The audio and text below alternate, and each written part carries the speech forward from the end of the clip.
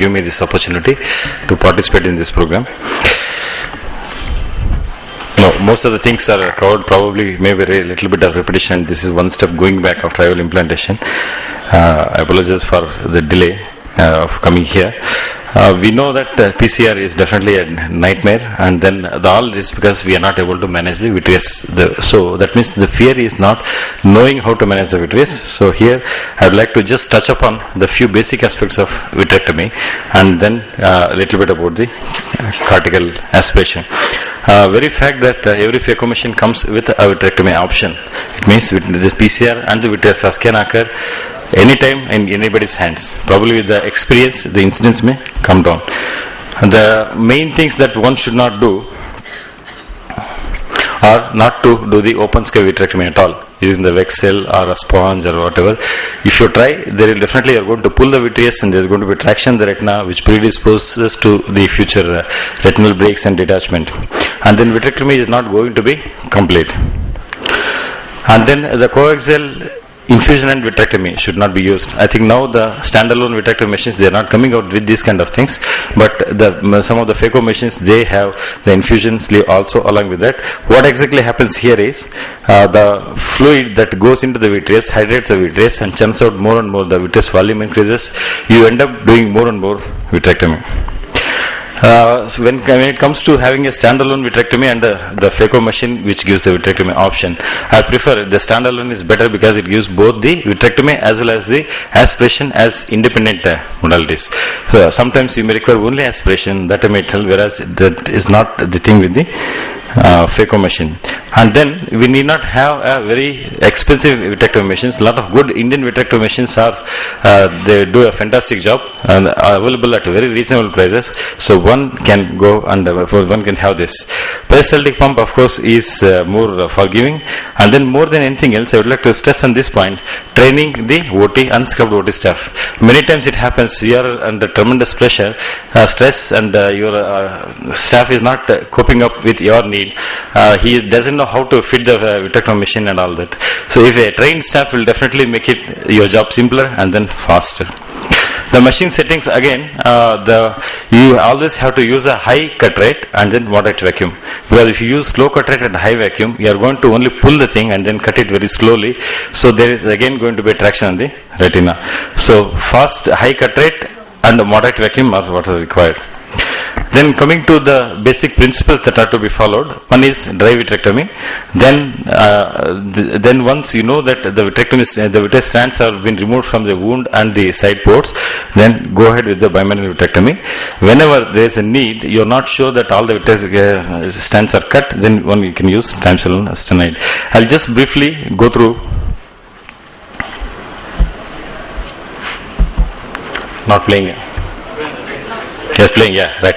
So now dry vitrectomy, what is it? It's performed under viscoelastic substance. So what you have to do is inject viscoelastic, inflate the AC with viscoelastic substance, then perform vitrectomy. As the AC starts becoming shallow, inflate the AC with the, so don't allow the AC to completely flatten, so that more vitreous comes into the antechamber, then you'll do more vitrectomy.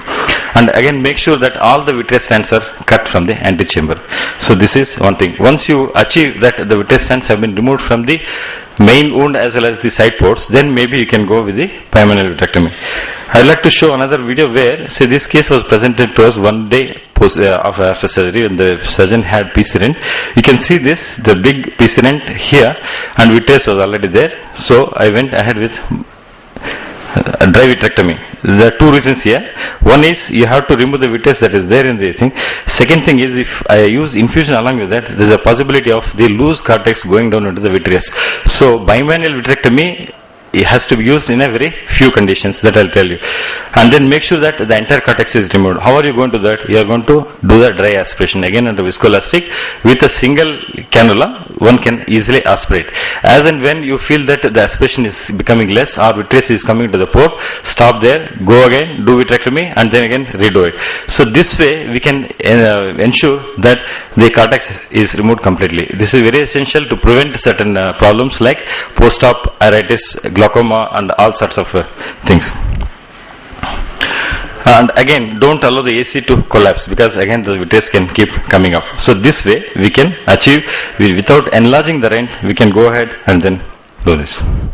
Now bimanual vitrectomy, as I told you, always you have to go through the side ports only to make it a closed chamber technique. Don't go through the main wound. What will happen?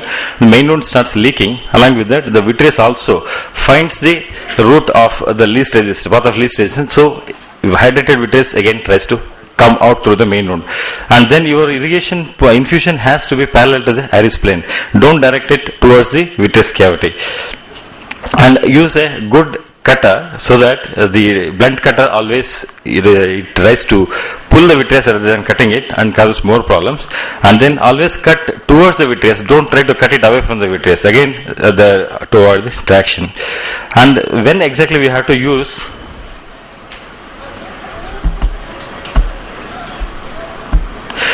Yeah, triamcinolone. Triamcinolone acetonide is definitely, it helps in delineating the vitreous, but in my opinion, only when you feel that, or when you have a strong suspicion that probably some of the vitreous strands are there which are not able to identify, so that time you have to use this. The problem here is the post-op problems, like a glaucoma consultant definitely agrees with me that you are predisposing the eye for glaucoma as well as the infections.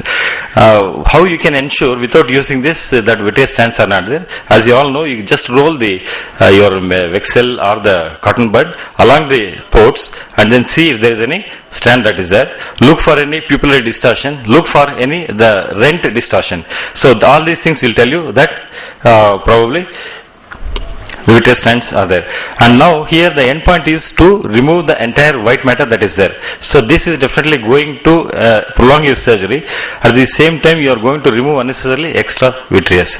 So probably, unless you are sure, you are not, I mean, you really want to make sure that all the strands are removed, then you can go ahead and use triamcinolone acetonide. Now I'll just go through the preventive aspects of the cortical cleanup. Here, use a moderate magnification and retro illumination so that the things are delineated well. I mean, these are all maybe for the beginners, and the irrigation port should be just within the antechamber, not to go into the antechamber in the middle of the antechamber like this, so that it hampers the vision. Then once you have removed one half, go swap the probes and then go to the other half, rather than trying to remove from the same port. These are the ways where you can prevent the.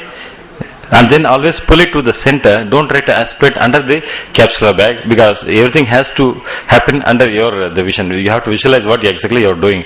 Once this is done, then you are fine. And I feel bimanual IA is far more forgiving than a coaxial IA, because you get a better control, and then the access to any part of the capsular bag is easier. So again we come to a situation like this, where a thin sheet of cortex sometimes will be remaining on the posterior capsule, and in the post definitely you can polish that, you can remove it with the cap vac mode and all that, but still the element of the creating rent is there, the possibility is there. So what you have to do is you can just flush the posterior capsule. Many times it gets dislodged, and then you can go ahead and remove that. So these are the small fine tips where you can go ahead and where you can. So now I'd just like to show one video where see here the surgeon was trying to remove the epinucleus, and rent occurred here, as you see. So immediately visco was injected. Since he was a trainee, already the tunnel was made. The epinucleus was removed through the skeletal tunnel, and as you see here, the vitreous is there in the wound. And then after doing the dry vitrectomy, the bimanual vitrectomy was done. And then once you are sure that vitreous is totally out, so what exactly one can do is inject visco as I shown in the previous thing. Now you can start removing the cortex. No doubt it takes a little time, but don't be in a hurry and try to close up the case and then finish, because the post-op you should not find even one cortical strand. So that should be, the finesse should be to that extent. It is possible. So all that you have to do is just do a dry aspiration. Here I have used a 20 gauge cannula. One can use even smaller, that ear cannula can also be used. But at the same time keep refilling the antechamber with viscoelastic substance. So once this is done, then the lens can be implanted in the sulcus, which Dr. Haripriya has shown very elegantly. So now sometimes the moment rent occurs, the pupil constricts. So again, you don't know what is the damage and where exactly is the rent and how much of cortex is still behind that. So it's always a good idea to use the iris hooks in case if pupil doesn't dilate with the intracameral adrenaline and other measures. So it doesn't take really much time, hardly 1 minute to put the hooks. Once you do this, now you know what exactly is happening and you know where exactly the rent is and how to go ahead with this surgery. And then one can use the vitrectomy probe also as a bimanual IA. Once you have removed the vitreous, especially in an immature cataract, when there is a sheet of cortex there, so all that you have to do is just go pull the sheet of cortex to the center, and then as and when you feel that there is vitreous coming onto the vitrectomy probe, so you can activate the cutter and again go ahead and remove it. So this way we can use the vitrectomy cutter as for IA also. So that's why a standalone machine will definitely help.